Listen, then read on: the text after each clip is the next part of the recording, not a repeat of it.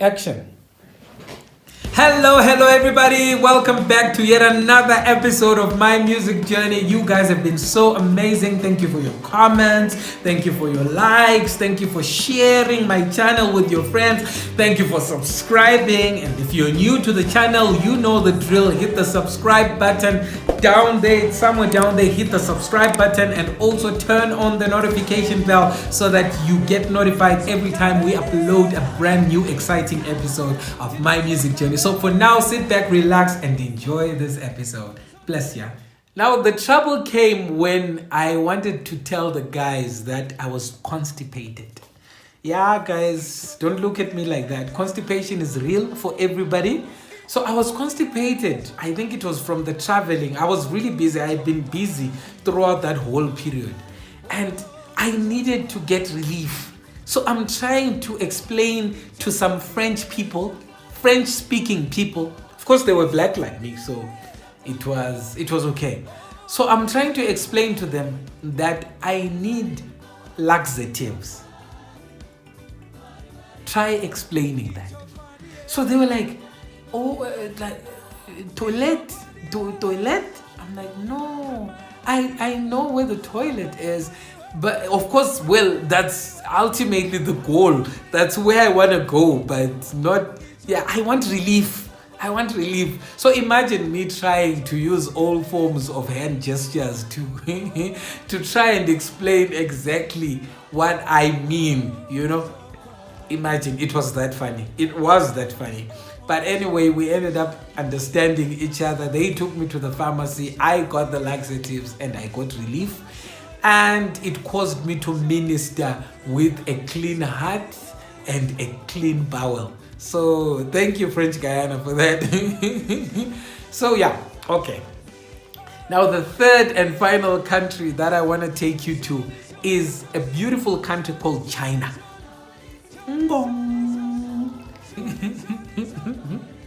China wasn't a stress to get a visa for, except for the fact that I had to travel to Zimbabwe. Because in South Africa, they gave me a lot of stories, I don't know why they do that, because even with the US Embassy, they always give me stories when I try to apply for a visa. But anyway, I traveled to Zimbabwe. That was one of the easiest visas I got. But I traveled in 2018, and at the time, at the Chinese embassy, there was the black lady, Zimbabwean. There was one lady there, black Zimbabwean, and there was a Chinese lady. So I was praying because everybody in the queue was saying, hey, the Chinese lady is tough. She always asks very difficult questions. And I was like, okay, so now my goal, my prayer item is to be interviewed by the black lady, by the Zimbabwean lady. So I get there, and you know when it seems as if the odds are in your favor, like you're like, okay, oh, the next person, like the person in front of you goes to the Chinese lady, and you're like, good, I'm getting the black lady. Now, funny enough, I don't even know how it happened, but you know exactly what I mean. It's like being at a bank and you are looking at the tellers, you're looking at all of them, and there's that mean one. No, let me not even talk about a bank. You are in London at the airport, one of the most nerve-wracking airports ever, the toughest immigration I have ever encountered, but that's a story for another time. So imagine you are in that queue, and there's this guy, this official, who keeps turning people back. Nobody seems to get through. And you are praying that, okay, let me not get to that guy. Yeah, that's exactly how I felt with that lady. So something happened and I found myself being interviewed by that very same lady. The lady was kind. for some reason. I don't know why she was kind to me. She had been quite mean to a number of people I had seen ahead of me. She was kind to me, and my documents were not in order, which is very rare because I always make sure that my documentation is in order. And she was like, no, don't worry, you've got everything, you've satisfied every condition that I need. All I need is for you to print this other document and you'll be set to go. And when you come back, you don't even need to stand in the queue and the back of the queue. You just come straight in. I was like, Father God, is that you? Is that you, God? Oh yeah, there was one other thing. I needed to travel within a short space of time. I think I needed to travel in 3 days. So she was saying the visa would take a week to come out. So there I was with confidence, because she had given me the zeal, like the right to be confident by being kind to me. So I'm like, no, I'm so sorry, but I've got a request. I need the visa in 2 days because I need my passport to travel in 2 days. I'm actually traveling in 2 days. She was like, oh, 2 days, okay. All right, okay, come in 2 days. I was so happy. Okay, so I got my visa. Now, the thing that excited me about China is it would have been the first time for me to travel to Asia. I had performed in South America, I had performed in USA, I had performed in Europe, I had performed in New Zealand, and I needed to get to China so that I can say I've been everywhere, except for Australia, of course. But I'm going to Australia. I'm coming, Australia. Okay, so I traveled to China. I went via Dubai. Oh yeah, we're taking it again, guys. This is Mkhululi on my way to Dubai.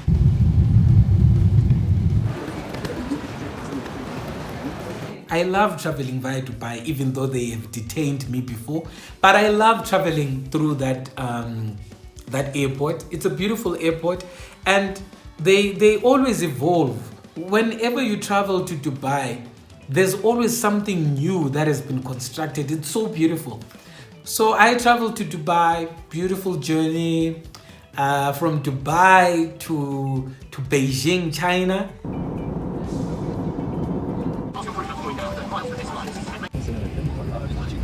I caught another flight as well, a connecting flight, still on Emirates. Beautiful airline. Thank you, Emirates. The strangest thing happened as soon as I landed in Beijing, China. Now, I'm no stranger to being searched by immigration. I'm no stranger to being interrogated, but it really begins to worry you when you are the only one being searched all the time. I ask myself, is it the way I dress? Is it the way, is it my appearance, my countenance? Like, is it my face, or is it just this? Because, I'm not one to dwell on racial issues, but it really begins to rub you the wrong way. Like in China was so strange because imagine we're in this huge aircraft, and everybody is being welcomed with wide open arms. Everybody is just being shown, the green light to say, okay, welcome. And then when it comes to you, they don't even, it's like, I think they forget to greet you and they just direct you to the search room. And guys, the way those guys searched my bags was quite offensive to me, because imagine them going through even your underwear and doing like biting it, just biting it, and you are like, what is it about my underwear? What is it? And it's uncomfortable to see somebody just going through your personal stuff like that. So anyway, they did all that, and I've learned, guys, if ever you're going to be traveling a lot, I can guarantee you that you're going to be searched. You especially, yeah. And you're going to feel treated unfairly. But the worst thing that you can ever do is voice out. It will spoil your trip. Rather keep quiet, because the more you resist, it seems as if you've got something to hide. So when they do that, I just say, feel free. I step away from the bag. If they say, I just follow their instructions. If they say open the zip, I open the zip. And don't volunteer to do things, because if you open the zip and start going through your stuff all by yourself, they regard that as suspicious behavior. So just open the bag, step away, and ask them, is there anything else you'd like me to do? Kill them with politeness, kill them with kindness. So that was me there. They went through my passport. And God is so good. As they're going through my passport, they're like, travel lot, huh? Travel lot. I was like, yeah, you better recognize. After treating me like a criminal, you better recognize. I was like, and so they were like, okay, so what do you do for a living? What do you do? I'm like, I'm an international gospel artist, mind you. And it felt good to say that, guys. I mean, like, okay. Remember, I'm talking to people who have no idea who I am. They don't even know, like, even if I tell them I sing gospel music, they don't even know what gospel music is. So I'm like, yeah, I'm an internationally recognized artist. They're like, oh, artist, you draw picture? I'm like, no. I am actually a performer. I'm a singer. They're like, oh, are you here to perform? Yep. I'm like, yes, I'm here to perform. So, and I also had my CDs there for sale in China. They're like, okay, why so many CDs? I said, these are my personal CDs. I brought them here for sale in China. Is there anything you're judging me? They're like, okay, no problem. Okay, you can go. So they let me go. Now, here is the punchline of the story. Now, I spent the night in Beijing because the actual concert was supposed to be in a city called Shenyang. Now, when we talk about Shenyang, think about the most unpopular city or town in your country. That is Shenyang. That is Shenyang right there. Okay. So I spent the night in Beijing because I was supposed to catch a train with my host to Shenyang the following morning. It was a beautiful night. The hotel was nice, beautiful. And you know, those guys are advanced with technology. It was my first time being in a toilet where that toilet can do things for you. The toilet seat, it's got buttons and it looks like a mini computer. You press a button and water flashes out, and you press a button and the seat becomes warm. Oh my goodness, it's really a pleasure. It makes you spend more time in the toilet than you actually need to. I know there's a lot of people in that boat as well, guys. Please. This is my story, and I'm gonna tell you what I enjoyed. You know, I'm gonna narrate my story the best way I know how. So I enjoyed the heated toilet seat. To a point whereby I almost had my dinner sitting on that toilet seat. That's how warm it was. And it wasn't very warm at the time I traveled to China. It was pretty cold. So anyway, I'm spending the night there on my KFC. I wanted to stick with something that I can trust, something that I know, because in China you can eat. I don't want to get into trouble for this, but those guys eat the strangest things. Like we Africans, we have nothing on the Chinese. Like, Chinese can eat anything and everything. And I didn't want to be in that boat. I didn't want. So I spent the night on my KFC, enjoyed my night. Breakfast was interesting. There was a full buffet of things that I did not even know and recognize. And that's why my plate looked so empty, because I just decided to stick with pastry, at least things that I could recognize. And they could have done me a favor by putting labels on some of their food items, you know, because you just see a stew and you assume it's beef stew. But it's not. It's some kind of it's something else stew. So I didn't want that. Anyway, I had breakfast and then my host came to collect me. Then we were off to the train station.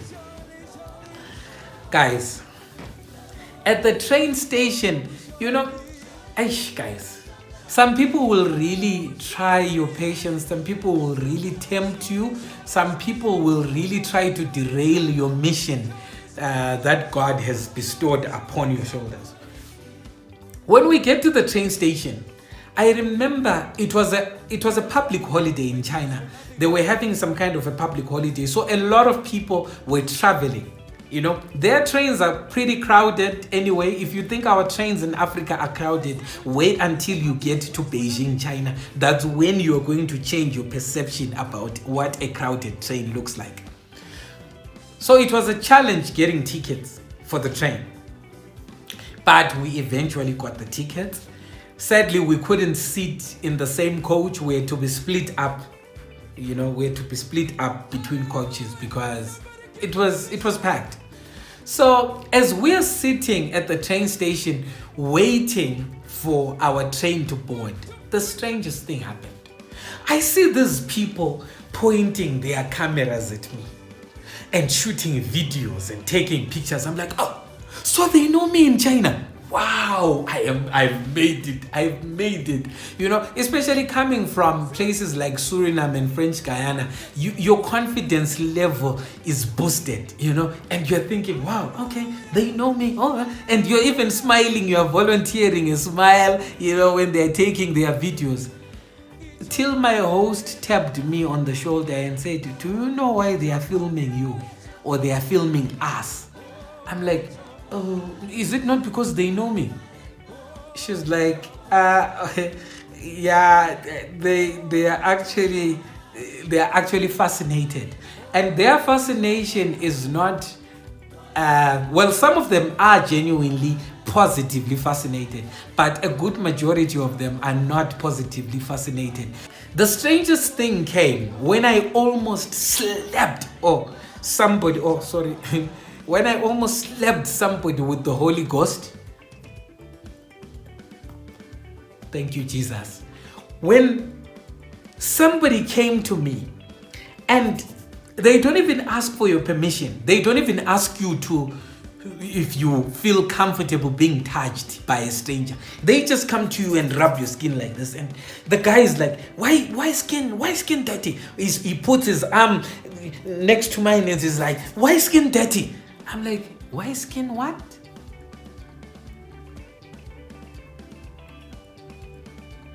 Anyway, let's fast forward, guys. Some of them were even pulling my hair and grabbing me. And I was like, these guys, what's going on? But anyway, I survived that.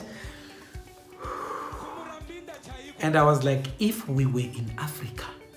So we get to the train. It's crowded already. I've mentioned that already.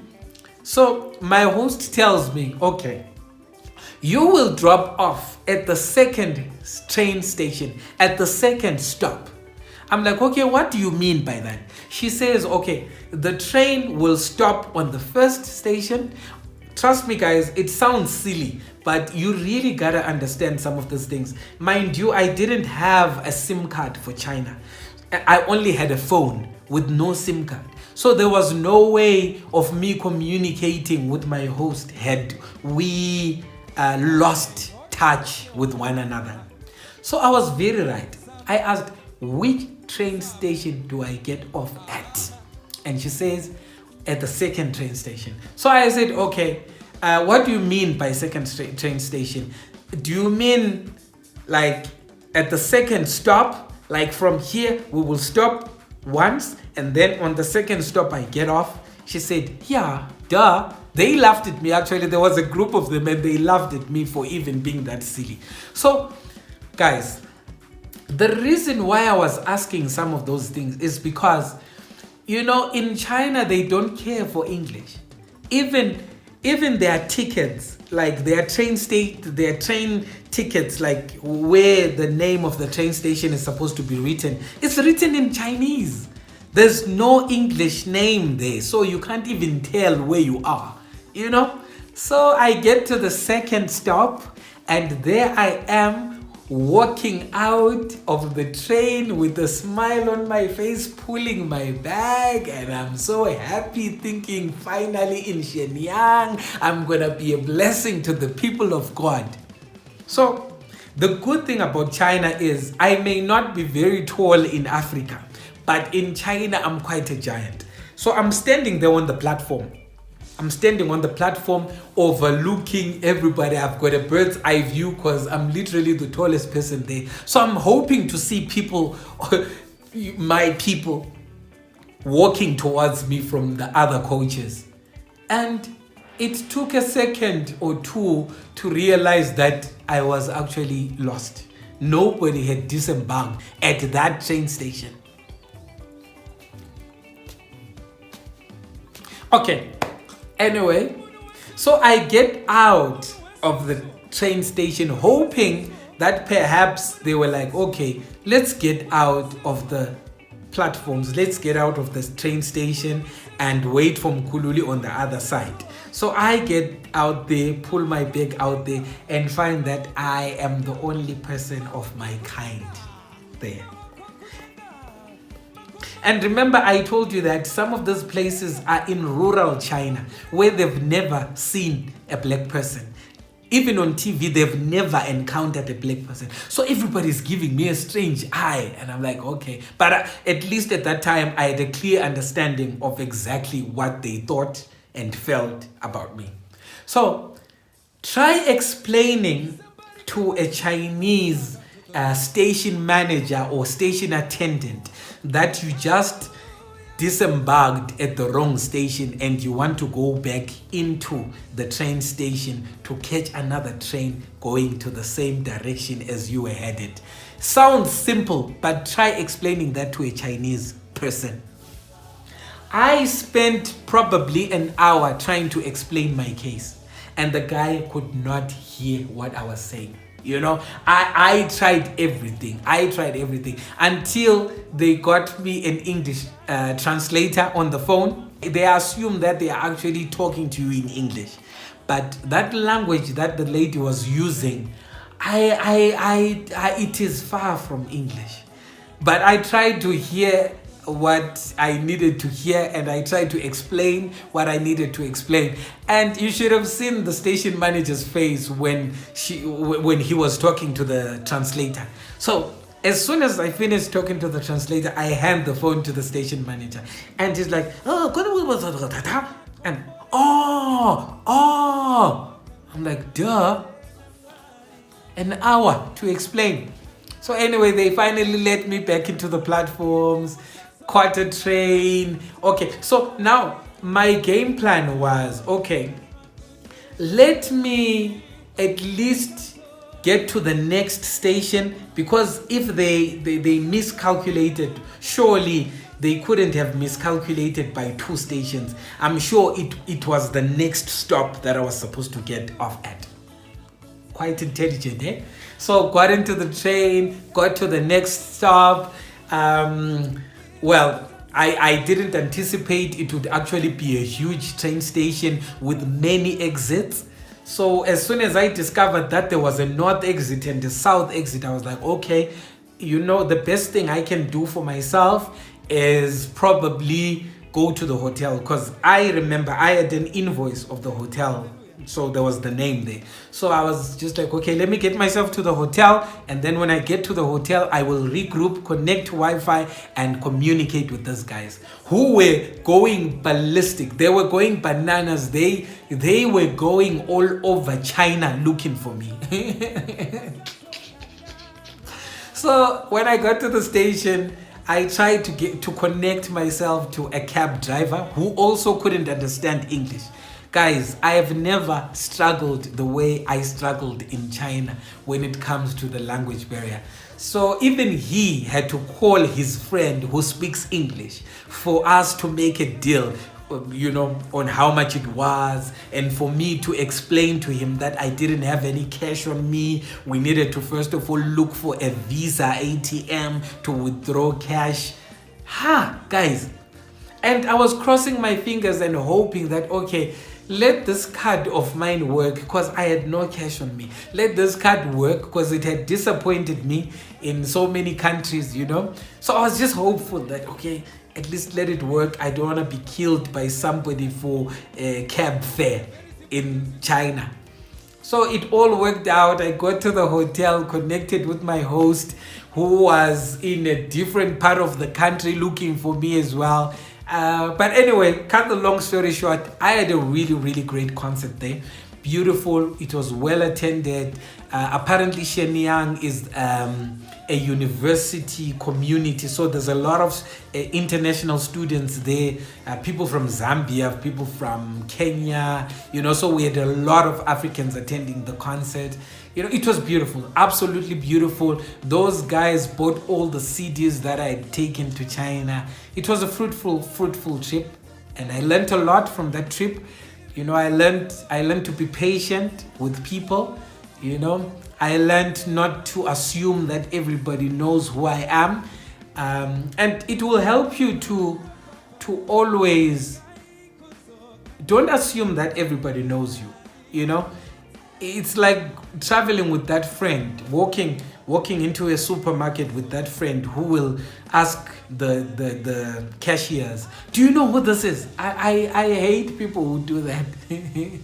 And it's even embarrassing when the person says, I actually don't know who this is, you know, and you now have to explain yourself. You now have to say, oh no, you don't know the guy who sings Ichokwadi, because it feels quite it's touching when somebody says they don't know you. So, okay. So now, as all of this was happening, because I need to conclude, guys.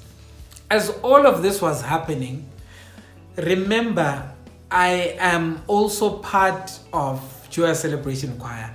I make sure that I am attending each and every one of their concerts, you know, because that's just my work ethic. I'm not one of those people that will sitting, like we've got a way of putting it. Okay, in my language it says, do not mess in the pond. I know, in the well. I just want to let you know that no matter how many doors open up in your favor, you know, when you see your life begin to change, when you begin to see something green appearing on dry ground, it shouldn't change who you are, you know. Don't start being a celebrity even to your friends, even to your church mates, and to your parents, and all of that. You know, never allow fame to change you in any way. It will really help you. It will really help you to wake up every morning, which is something that I practice, something that I do. I wake up every morning, look myself in the mirror, and say, you are not where you are because you are better than anybody else. You are where you are because of God's grace, because of God's kindness towards you, you know, not because you deserve it more than the next person, you know. So there's no need to treat people like trash.